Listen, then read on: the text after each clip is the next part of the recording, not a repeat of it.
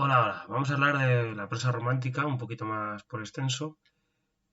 Primero, ¿qué es lo que pasaba en el siglo XVIII, a finales del siglo XVIII, principios del siglo XIX? Bueno, pues lo que pasaba es que la novela burguesa, tal y como se estaba empezando a escribir en Inglaterra y en Francia, se consolida. Hay un aumento muy importante del número de lectores. Pensad que es el momento de la revolución industrial y que la lectura, las ciencias se están expandiendo poco a poco por la sociedad. A finales del siglo XVIII hay un par de géneros que son la novela gótica y la novela sentimental que digamos que podríamos considerarlos ya prerrománticos, ¿no?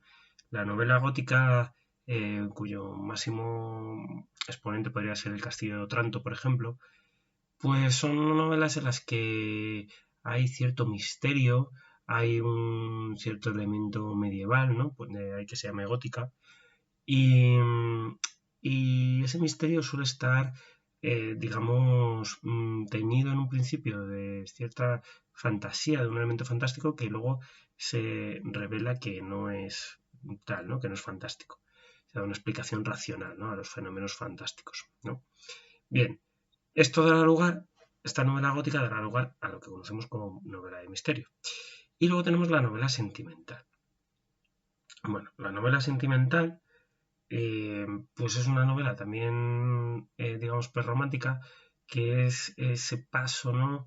En el que empiezan a importar más los sentimientos que la razón, ¿no? Eso dará lugar a lo que conocemos como novela intimista.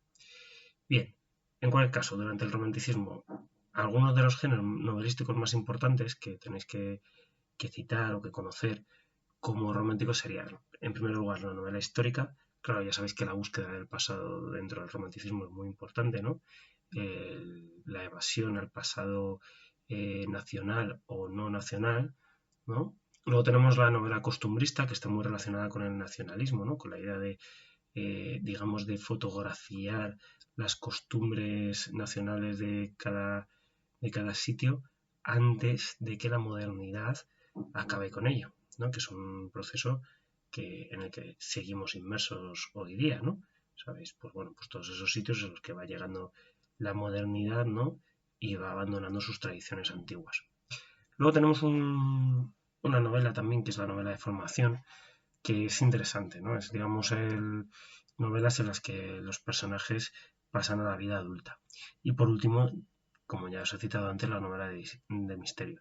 También es una época muy importante en cuanto a la consolidación del relato, ¿no? El relato como género breve, digamos que aquí pega un gran salto con algunos autores como Eta Hoffman o Edgar Allan Poe, ¿no? Que dará lugar a lo que es el relato moderno, realmente. Bien, sabéis que los alemanes siempre son muy importantes dentro del romanticismo.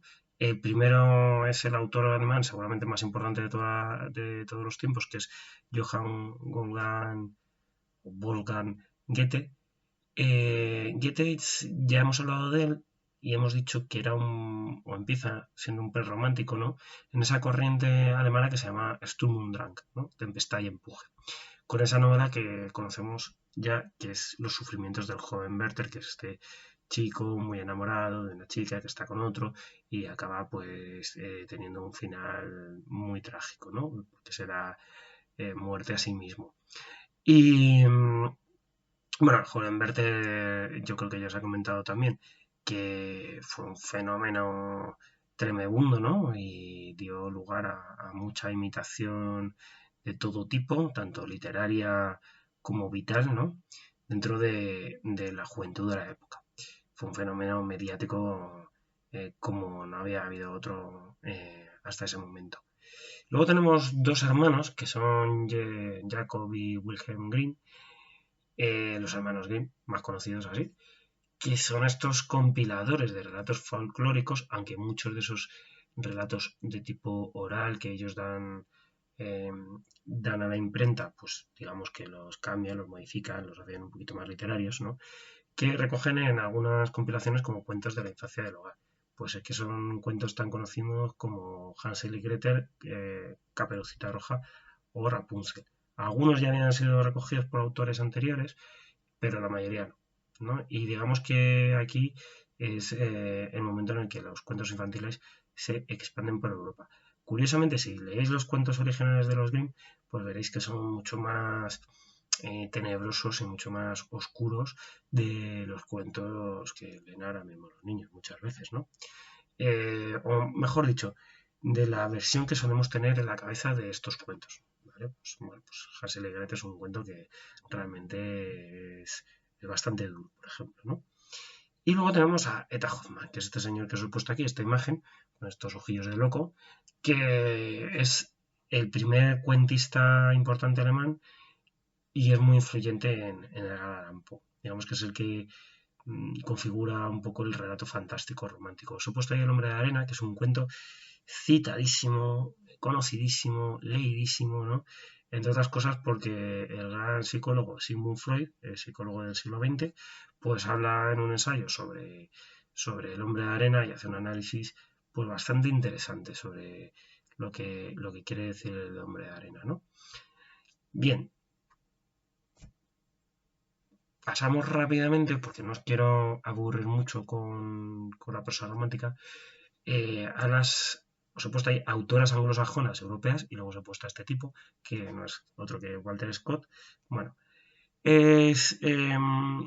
Walter Scott es sobre todo novela histórica, ¿no? Escribió 30 y pico novelas, 32 si no recuerdo mal, entre ellas Ivanhoe. Es el autor más vendido de la época seguramente, de los autores románticos, y es conocidísimo y todos los jóvenes, digamos, del siglo XIX hasta casi final del siglo XX, pues tenían sus novelitas de Walter Scott, ¿no?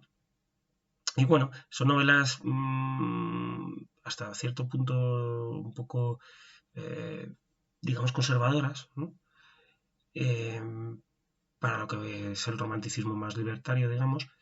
Pero bueno, pues presentan unos personajes interesantes, ¿no? De algunos rebeldes, ¿no? Pero que en un estilo así un poco maniqueo, ¿no? Lo buenos son muy buenos, los malos son muy malos. Bueno, no está mal, pero realmente las buenas autoras anglosajonas europeas son las mujeres.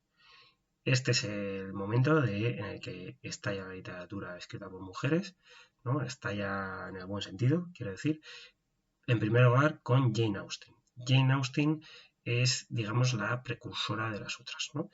Tiene todavía un estilo ilustrado, pero escribe ya historias románticas, historias sobre amores a veces muy apasionados, pero que siempre acaban atemperados, ¿no? Quedan moderados por la razón. Tenemos novelas sentimentales como Sentido y Sensibilidad u Orgullo y Prejuicio que han sido llevadas al cine en muchísimas ocasiones, ¿no? Casi cada década pues se hace una versión o cada 5 años se hace una versión de estas películas, ¿vale? Con mayor o menor fortuna. Bien, otra autora importante es, importantísima diríamos, es Mary Shelley, ¿no? Que ya os dije que era la mujer de Percy Bysshe Shelley y que podríamos verla un poco como la gran precursora de la ciencia ficción, ¿no? ¿Por qué? Pues porque tiene una novela que es Frankenstein o el moderno Prometeo, que fijaos que es la figura del Mad Doctor, es decir, del doctor loco, ¿no? Del científico loco, sería la traducción más castellana, digamos, y que es ese señor que coge y decide pues hacer una cosa así que científicamente es increíble, pero moralmente reprochable, ¿no? Como es dar la vida pues a un ser compuesto de trozos de personas muertas, ¿no? Que es Frankenstein, ¿no? Pero Frankenstein no se queda solo allí. Realmente es una obra bastante profunda, a veces un poco pesada en la lectura, e interesante. Y sobre todo es interesante porque da el punto de vista del monstruo, ¿no? El monstruo, en realidad, da su punto de vista y te acabas cuestionando de quién es el monstruo, el creador o el verdadero monstruo que está persiguiendo al creador porque de alguna manera se siente abandonado y se siente repudiado por él, ¿no? Es una, es una novela alegórica, la escribió jovencísima en junto a un lago de Suiza cuando estaba pasando una temporada con Lord Byron y John y su marido, perdón, Percy Bysshe Shelley, y, Y ya os digo, bueno, pues le hizo famosa, se hicieron obras de teatro eh, a partir del texto, a partir de la novela. Bueno, en fin, fue su gran éxito, aunque escribió otras varias novelas, ¿no? Como por ejemplo El último hombre. El último hombre es muy interesante porque es la historia de El último hombre, evidentemente, que después de un apocalipsis. Digamos que es la primera novela apocalíptica de la que tenemos constancia, ¿no? Por eso es interesante. Y curiosamente es un apocalipsis causado por una plaga. Fijaos, ¿no? Se muere prácticamente toda la humanidad, menos este hombre. Bien, más cosas sobre estas autoras anglosajonas europeas. Bien, pues otro libro importante es Cumbres borrascosas, de Emily Bronte, que ya os he dicho que es una obra post-romántica. Digamos que no tiene esos elementos fantásticos, etcétera, pero sí que aparecen de alguna manera algunos elementos del romanticismo, como las grandes pasiones, como también las creencias en la vida de ultratumba, etcétera, etcétera. Os he puesto aquí una imagen de las tres, que en el fondo yo creo, o tres imágenes de las tres, sendas imágenes. Fijaos, Jane Austen, Mary Shelley y Charlotte Bronte. Y fijaos que la verdad es que son imágenes muy icónicas, ¿no? Por lo menos para mí. Jane Austen, así como más clásica, ¿no? Mary Shelley, en esta imagen ahí, como súper oscura, que parece casi una vampiresa, ¿no? Y Charlotte Bronte, perdón, Emily Bronte, pues con ese rictus un poco así, como riguroso, duro, ¿no? Y en el que se ve pues también como unas grandes pasiones interiores.